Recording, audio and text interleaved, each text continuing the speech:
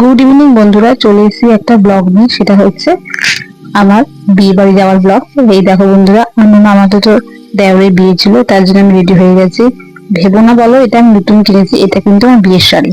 আমার বিয়ে হয়ে গেল আজ থেকে প্রায় 5 বছর। তো শাড়িটা অ্যাজিটিটি আছে, সবারই থাকে জানি। তো আমার শাড়িটা কিন্তু আমার খুব পছন্দের, বিকজ আমার কালারটা আমার খুব ভালো লাগে, লাল কালার যেহেতু, আর লালটা আমার খুবই লাল। এটা নিজে পছন্দ করে কিনেছি প্রিয় গোপাল বিশ্বরী থেকে। তো খুবই আমার, বুঝতেই পারছো কতটা পছন্দ। আমি জানি সবারই বিয়ের শাড়ি সবারই খুবই আকর্ষণের থাকে। তো বন্ধুরা দেখো, আমি বিয়ে বাড়ি থেকে একটা ফটোশুট করেছিলাম। ননদ, হাজবেন্ড, শাশুড়ি, দিদি আর শাশুড়ি সবাই মিলে কটা ফটোশুট করেছিলাম। এটা হলো আমাদের মেয়ে, এই কিন্তু আমাকে আজকে সাজিয়ে নিয়েছে মোটামুটি। যাই হোক বন্ধু, একা একা সাজতে পারি না, হেল্প লাগে, হেল্প ছাড়া হয় না আমার। তো এটা আমার হাজবেন্ড।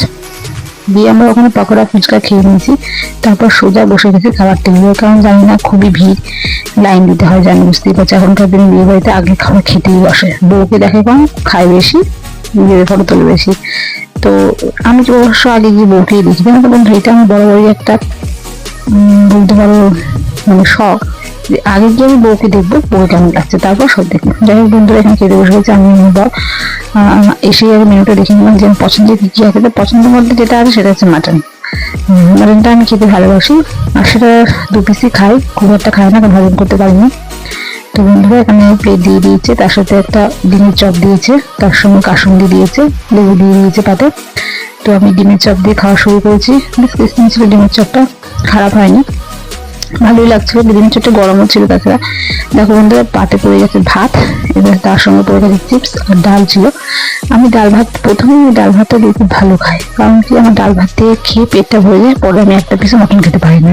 প্রত্যেকবারই তা হয়। এখানে মাছ দিয়েছে, আমি মাছের কারি আটার জন্য শুধু মাছটা নিয়েছি। পাতে পড়ে গেছে ফ্রাইড রাইস, ঝটপট করে খেতে হবে জানি, নইলে সমস্যায় তাল মিলিয়ে চলতে পারবো না। আমি কিন্তু তাড়াতাড়ি খেয়ে নেবো, বড় আবার আস্তে আস্তে খায়। তো দেখো বন্ধুরা, এখানে দিয়ে দিয়েছে ফ্রাইড রাইস, সঙ্গে স্যালাড। স্যালাডে আমি পেঁয়াজটা একটু বেশি পছন্দ করি। তো দেখছিলাম যে আমি ভিডিও করছি, মুদিকেও তাকাচ্ছি না, তো কি করবো বলে, এক হাতে ভিডিও এক হাতে খাওয়ার দাওয়ার সমস্যা হয় খুব। যাই হোক, কোনো ক্রমে ব্লগটা চালাচ্ছি। এরপর দিয়ে দিয়েছি আমার সবচেয়ে পছন্দের মহারাজাকে, সেটা হচ্ছে মাটন। মাটনটা দেখে আর মনটা ভালো লেগে গেছে, কিন্তু আমি খেতে পারিনি বন্ধু। এই 2 পিস নিয়েছি, 2 পিসে অনেক কষ্ট খেয়েছি, কারণ আমি আগে তো তোমার পকোড়া খেয়েছিলাম, তাই পেটটা আমার পুরো ভরে গেছে। তো খেতে পারিনি বেশি।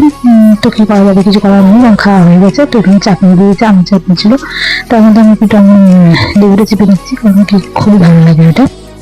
তারপর আমি বন্ধুরা খেয়ে নিলাম। খাওয়ার পর আমি সোজা ভাবছিলাম উঠে যাবো, মিষ্টি আমি খাই না, কিন্তু বড় বড় বসে থাকা মিষ্টি করে দিচ্ছি, তো মিষ্টির জন্য বসে রইলাম।